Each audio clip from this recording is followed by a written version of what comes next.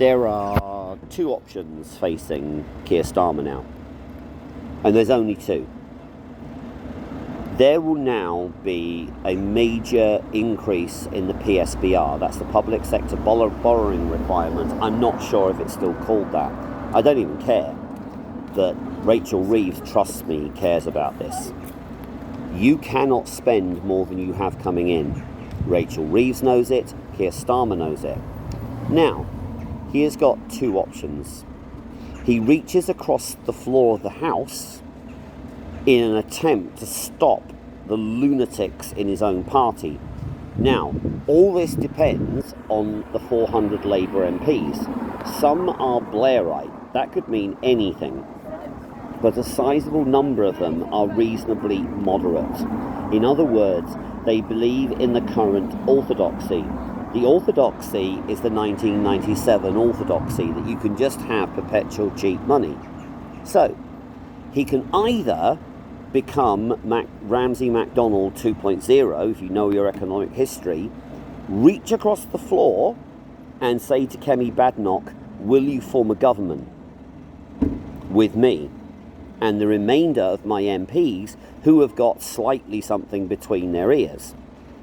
That does not include Angela Rayner. She is stupid, and if she becomes Prime Minister, she will be a puppet Prime Minister for Jeremy Corbyn. Then what will happen? And I'm telling you what will happen. If Kier Starmer did that, it would be a political crisis like no other. If he formed a national government, by the way, this is in our economic history and our political history. If he did that, you would have riots on the street. I'm telling you.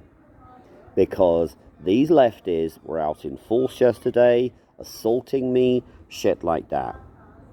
If he did that, it would cause mayhem. But it is one option open to him. I doubt very much he would do that, but you never know. Sunak in concession said that he was a decent person. If he is a decent person, that is the lesser of two evils. The second option is Kier Starmer resigns, which people are saying could happen. If that happens, the lunatic left take charge. If that happens, they will introduce lunatic left policies, like capital controls, like when you leave Britain, you will be asked whether you've got any cash on you. Bugger. I always have some cash on me when I leave the country, usually too much. Actually, if I'm going, well, let's not mention the biscuits again. So, you will have all kinds of hard socialist controls on. You will have a tax on the wealthy. However, by that time, the wealthy would have disappeared.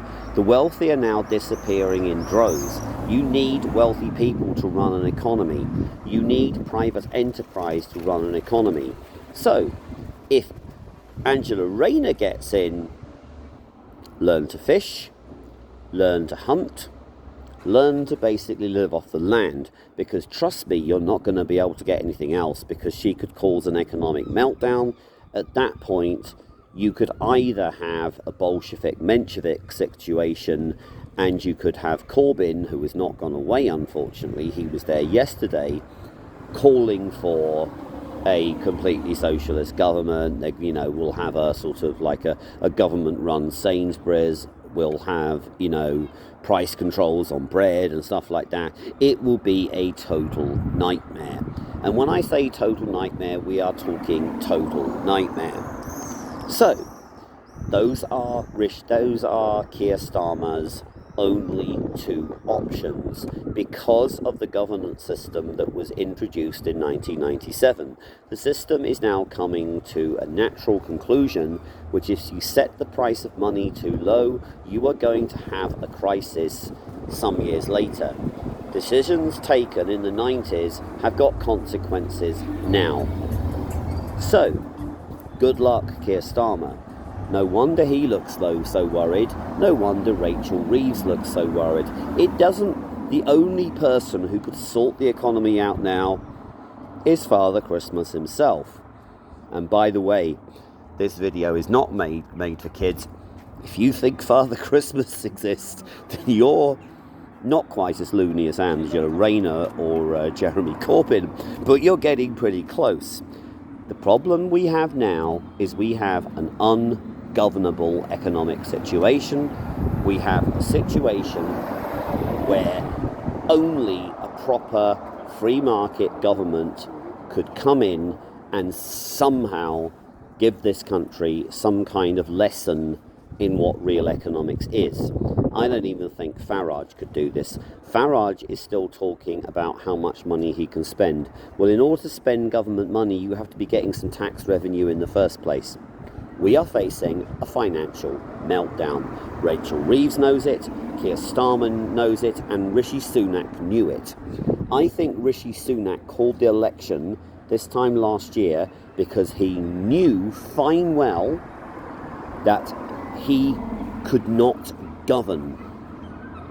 So he thought, well, I'll just hand the problem over to Labour, and that's why he conceded so quickly.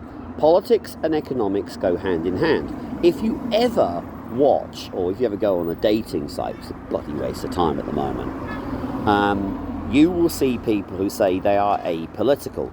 That is a result of Blairism. Blair almost abolished politics. What he said was that if you are a Tory, you are evil. That's not true. If you believe in, Toryism, you are evil. He had just abolished the free market.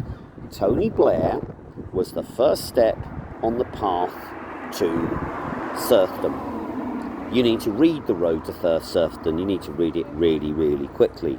The road to serfdom is where we are on now.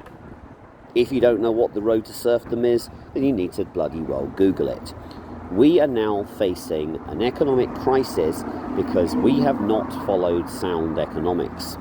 I don't know what can fix it, but we either are going to get a proper government that understands economics, but sadly, I think we're about to head into a socialist dystopia where in order to keep power, the government will take more and more and more and more control. And yes, they have the means to do so like they have never, ever had before. If you have money, put it into a real asset now. If you have basically savings, put them overseas.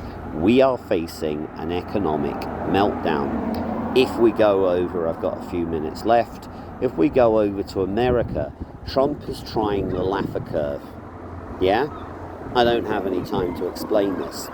Look up what the Laffer curve theory is. Reagan didn't quite perfect it, but Trump is trying the reverse effect, and if it fails, the United States will fall under the socialist umbrella.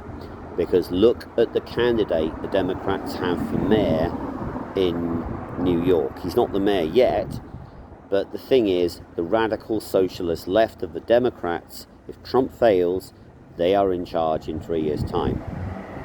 Don't want to scare anybody, but get real and get ready for the coming economic crisis. The coming economic crisis is going to be so severe, we are going to wake up one morning with Big Brother. And trust me, if you think Kier Starmer is bad, you ain't seen nothing yet. It is time to get a grip on this country, to free this country from socialism. Socialism is evil. I'm about, well, I don't know whether I could be bothered reading Margaret Thatcher's book. She was the first Prime Minister we'd had pretty much after 1945 who gave this country a proper education in economics. You cannot generate wealth through socialism. It will only lead to tyranny. We are about to face a decision, probably at the next election. If a national government were called, that government would probably govern for a bit and say the best thing to do is have a general election. Kier Starmer still has that option.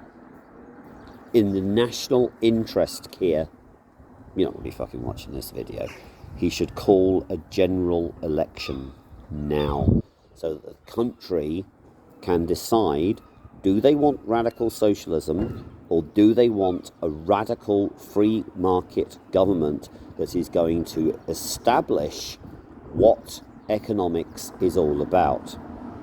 That's probably his third option. We are screwed. Those are our only three options.